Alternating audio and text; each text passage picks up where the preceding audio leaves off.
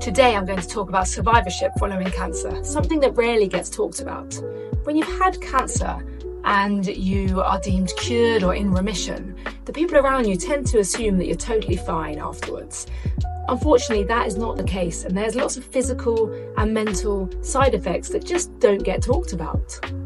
I know this from my own personal experience of having breast cancer, as well as speaking to loads of guests on the podcast who have also struggled with cancer. It's because we don't talk about the impact of being a survivor and survivorship. If one or two of us are going to have cancer, more and more of us are living with cancer or are surviving cancer. But we don't talk about lymphedema from breast cancer surgery, or premature menopause and infertility from chemotherapy or radiotherapy. We don't talk about the mental health issues and the ongoing fatigue. We don't talk about low anterior resection syndrome. I only have half a bowel now. This week's guest on the podcast was Lauren Morell. She was diagnosed with leukemia when she was only 23 years old. So of course her life changed forever. I was 23 and fit and healthy, so that diagnosis was very odd, very rare, very, very rare. And it's a really difficult cancer to treat. So I actually only had a 20% chance of survival.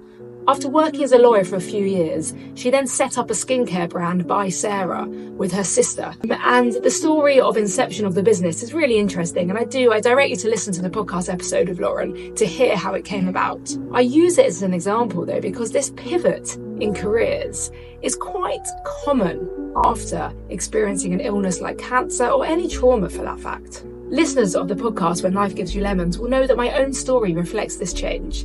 I'd been a physiotherapist for 15 years. I thoroughly enjoyed my profession, but out of my illness came a desire for something more. I wanted to spark my creative side, and the podcast did that. Through my love of talking, whilst exploring really interesting story, this pivot in my career received quite a lot of questioning, maybe some negativity from the people around me, my family and friends, because they said, "But you're a physiotherapist, why do you want to do a podcast?" My friends and family couldn't believe that I would want to do anything that wasn't physiotherapy. But physio wasn't who I was, it was just what I did. This exploration of my values has really taken shape over the last few years. And I've realised it's so important to recognise your values, because if something gets taken away from you that you do, you need to know who you are and what you're going to do next. I'm now a firm believer that we're hopefully on this planet for many, many years. We're in the workplace for hopefully up to 60 years. So why can't we switch career midlife? I'm really interested in the societal notion that we should stay in one job for our whole lives. Out of my survival came a new purpose, a keenness to discover my own values and explore the world around me. This for me is a massive positive to my cancer. But it's not all rosy, and after cancer you are changed forever. Not just mentally, but physically as well. There are many things regarding survivorship that we just don't talk about. Once you get the all clear and you finish treatment, the people around you, they think that you're absolutely fine, and you yourself as a survivor, you just want to crack on and get on with it. But we're left with many wounds, both physical and emotional.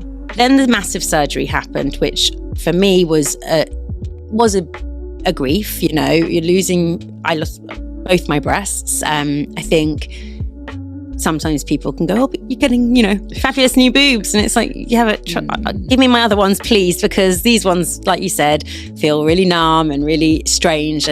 But again, I think this is where it is a mindset thing. You can change your mindset. I try not to dwell on all of that stuff. Like today, sitting with you, I've got the ache under my arm from where my lymph nodes are. That's there. It's kind of always there. I just take it as a reminder to be like, this body is surviving stuff. Yeah. Like this body is amazing. So physically, as a breast cancer patient, I had a double mastectomy with reconstruction. So I'm left with some nerve pain down my arm, some tightness through my whole left side. I get weird sensation changes. And that's all due to the radiotherapy and also the lymph node removal from under my arm. If, like me, you've had a hormone-fueled breast cancer, you might take drugs. So I take tamoxifen. I'm going to be on that medication for at least 10 years. Some people get really horrible side effects from that. I'm quite lucky in that I don't get too many. What I didn't know is when you go through chemo, you're plunged into medical menopause. Sometimes you remain on medical menopause forever. And as a young person, that can be quite hard to navigate. Now, I'm not going to list the physical side effects that we have to go through, but it's just interesting to consider that there are quite a few. Chemo made me really photosensitive. So, you know, especially I'm in outdoor sport, really, really proactive on sun cream. And I'm also like sun cream police with all my teammates now as well. I had Dr. Philippa Kay on the podcast, and she's a bowel cancer survivor. And she was talking about how following bowel cancer, people are left with stoma bags or smaller bowels. And of course, this is going to impact their toileting, their eating, so things they have to deal with on a day-to-day basis. It's funny, I almost can't quite remember before. I know there was a before. Obviously, there was a before.